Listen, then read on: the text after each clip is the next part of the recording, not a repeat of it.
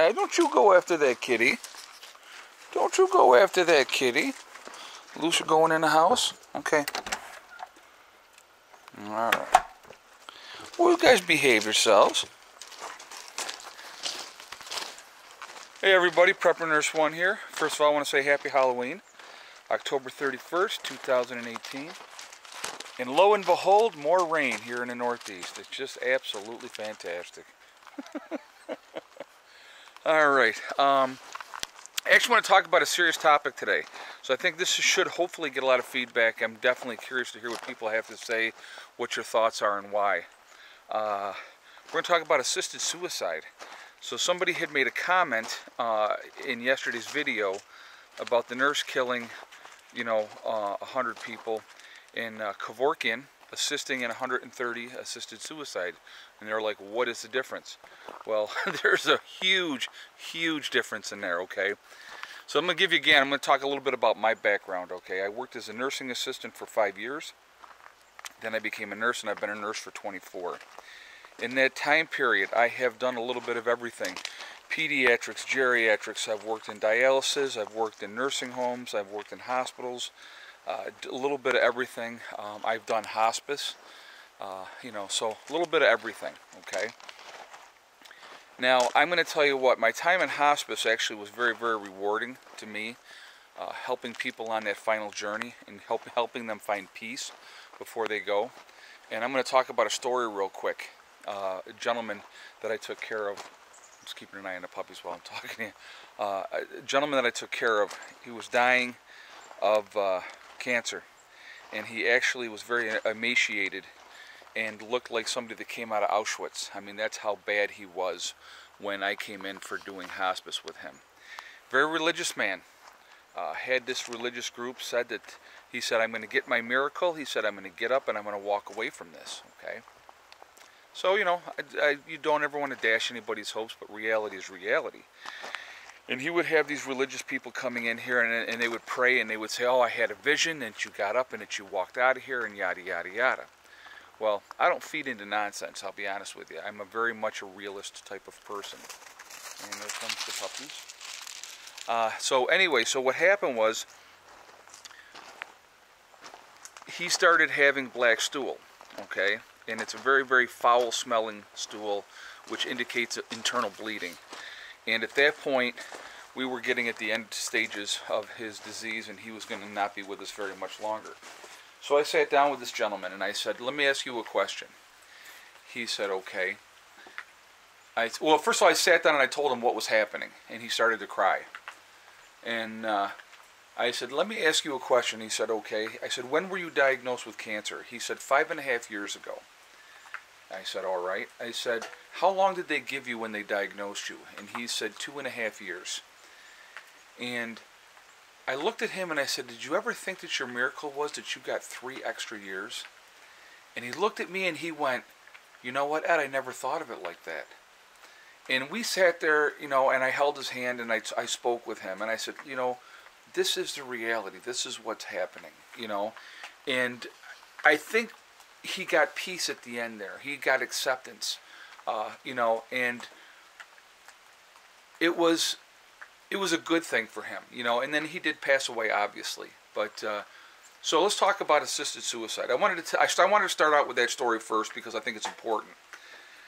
When you have 0% chance of getting better, you're dying, you're suffering, you're in pain, you're in agony. And unless you have been in that situation yourself personally, man, I don't want to hear anybody tell me, well, this is this and this is that. When you watch somebody rot and die and suffer and be in agony, assisted suicide is a mercy. If we have an animal that is suffering, you have a pet that you love, that you really truly love and care about, what do? You take it to the vet and you have that animal put down because you want to end that animal's suffering, okay? If you have a human being, and because of religion, folks, this is what it always comes down to a lot of times. Because of religion, we will not end these people's suffering. And I'm not talking about, well, grandma's crippled up and we don't want to deal with her anymore, so we're going to euthanize her. That is not what I am talking about. I am talking about somebody end stage of cancer. They've done everything that they possibly can. There's no helping this person. There's no coming back. You're not going to come back. But what do? We make these people suffer to the end. Okay? It is a freaking mercy what people like Jack Kevorkian did. Helping these people have some kind of dignity in death. Like I said, unless you've dealt with it, and I really want to put this out there to all my nurses, all my CNAs that have dealt with this, that have watched it, and I'm telling you what, I couldn't even begin to tell you how many people that I have seen watch them through that process of dying, you know, and you hope to God it's not on your shift that they go, because then you got to deal with that too, you know. So anyway, and like I said, I've dealt with death a lot. So, I mean, you know, it's, unfortunately, when you deal with death as much as people like myself and other people in the medical field do with, you become jaded. It's not a big deal anymore. It really isn't. It sounds terrible, and it's a horrible thing to say, but it really isn't. After you've seen so many people go, you really become hardened to it. So you kind of shut off, okay? It's just what you do. It's like anything else. You get used to it. It sounds terrible, but it's the truth. But the one thing that always bothered me is that we make these people suffer to the end. And it's just, it is so unnecessary that that should happen like that. And I'm just watching the pups. So, why do we do that? And again, religion is a huge part of it, you know, and that part drives me out of my mind, because it's like, if you have somebody that's at that end stage and you can do something about it to help them, to end their pain, to end their suffering, why would you not do it? Don't even think about it! Good girl. Sorry. But if we can do something to end that pain and suffering, why don't we do it? And that's what I don't understand. And I'm going to tell you what, and I'm going to be honest with you. There are a lot of doctors out there that if the family comes to them and says, I want their suffering to stop, they will take care of it. And they do it very discreetly, okay? There's no such thing as too much medication. I wonder if anybody's ever heard that one before, okay? I'm going to give you another example of something that happened. And this happened to me directly. My grandmother had cancer and was dying. She had gotten to the point where she was unconscious as far as being cognitive of what was going on. And she was laying in a bed and she was moaning and she was in pain. And she was in a hospice unit at this hospital. And I'm not going to say which one because it doesn't matter. And I went up to the doctor and I said, Doctor, I said, I want my grandmother's pain meds increased. And he said, well, we just increased her medication. I said, I want it increased again. I said, there's no such thing as too much. I go, do you understand what I'm saying to you? And he looked at me and he said, yes, sir, I do. And I told him, I said, I'm a nurse, and I said, I want my grandmother's suffering to be over with. So there was no coming back. She wasn't going to get better. She wasn't going to get up, okay? And my grandmother was dead 2 hours later.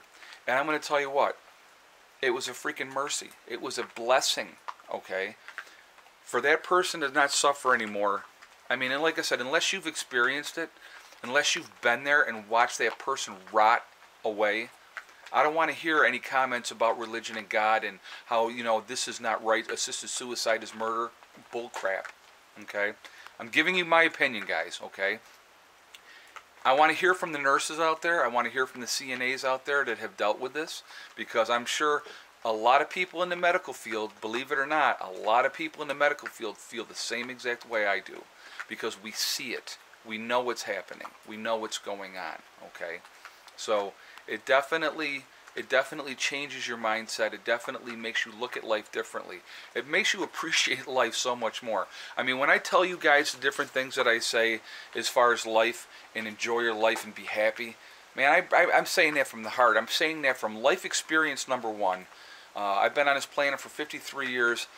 I've seen a lot in 53 years. And being in the medical field for more than half my life, believe me, I have seen things that you guys wouldn't even want to deal with, okay? But it's part of what we do. It's part of what we do in the healthcare field. We take care of people. That's our job. And so I wish there was a way that we could take care of our job in a right way to help people. And it has to be, and here's the thing with, you know, that has to be a decision that is made by that person ahead of time. If I get to this point and I don't want to suffer anymore, I want to be able to be put down, okay? It's not about inconveniencing a family member and I don't want to deal with grandma anymore, I don't want to deal with mom, so let's get rid of them. That's not what this is about. That is not what I am talking about. I'm talking about end stage. They're dying anyway. There's nothing you can do, and you sit around and you wait and you watch. You administer that morphine every 2 hours, every hour, whatever it is, to try to help that person not be in pain. You know, there's got to be a better way, guys. It really, truly does, because I've seen so much suffering and I've seen so much agony. It hurts my heart. It really, truly does. So, you know, I want to definitely hear your guys' feedback on this topic. I really want to hear what you guys have to say, what you think. Because, I mean, this is a very touchy topic that a lot of people, you know, it's an uncomfortable topic that people don't want to talk about, okay? But like I said, I would not be surprised that if most of the comments from other medical professionals that have dealt with this, and I'm not talking about the pencil pusher RN that don't deal with people hands-on at all. I'm not talking about that person. I'm not talking about the nurse manager that sits in her office and goes to meetings and doesn't have any kind of real contact with people. I'm not talking about administration that could care less about anybody anyway. They're always crunching numbers. I am talking about on the floor RNs, LPNs, and CNAs that deal with this every day, that this is their job, that this is what they have to deal with. You know, one thing I could never do as a nurse, one thing I could never ever do, and it takes a special kind of nurse to be able to do this, okay? But the nurses that deal with pediatric cancer patients, I couldn't do it, folks. Man, I'll tell you what, you get attached, okay? And when an old person dies, and you know they're 90-something or 80-something years old, you go, hey, you know what? They had their life, so you look at it in that perspective. You go, you know what? They've had their life. It was their time. But when an 8-year-old kid or a 5-year-old kid is dying of cancer, and you know that you're doing everything that you possibly can, but they're not going to make it, that's not fair. I couldn't do it. It would just destroy me. It would destroy me. So I've never done that, and I never could do that. So the nurses that do that, my hat goes off to you, because I just couldn't. There's no way I could do that. So anyway, I want to hear your guys' feedback on all this and the topic. Very grim topic, I understand that, and I want to hear what you guys have to say. So anyway, guys, remember, hug and kiss the ones you love. Tell them every single day. Tomorrow is not guaranteed. We never know what's going to happen. And remember, guys, STD. It's one step at a time, one thing at a time, and one day at a time. Whatever you're trying to do, whatever you're trying to accomplish, you can do it. The only one that's going to stop you from getting there is yourself, okay? I will talk to you all tomorrow. I hope everybody's having a great day. Prepper Nurse 1, out for now.